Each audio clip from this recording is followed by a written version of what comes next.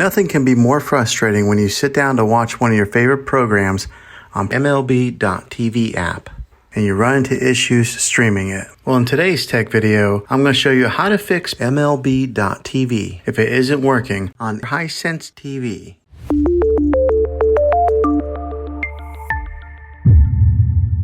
Let's see if we can fix your problems and get your MLB.TV back up and running as quickly as possible. The first one, it's the easiest one to try, and that's to unplug your TV from the wall outlet and wait 60 seconds. Now don't be impatient here, wait the whole 60 seconds, then plug it back in. This is very different from turning your TV on and off with your remote control. This is what we call a hard reset of your TV, so make sure you do this method. If that doesn't work, then find your router that is giving you Wi-Fi and unplug the power to that for 60 seconds. Then plug it back in. If it fixes it, great. If not, let's go ahead and move on to the next method. Try deleting MLB.TV on your TV. Go to wherever the apps are located on your system and remove the app altogether. Then reinstall MLB.TV again. After you reinstall it, you might have to log back in with all of your credentials, but hopefully this will work. And if that doesn't work, then I recommend buying an affordable Roku stick, Fire Stick, or Apple TV 4K and plug that into your TV and use that as your main streaming player. And you'll be able to access MLB.TV. I'll put links in the description down below of where you can get one. Well, hopefully this video was helpful for you.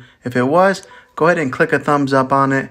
Go ahead and subscribe to my channel. I make tech videos all the time, and I would love to have you back in the next one. Take care.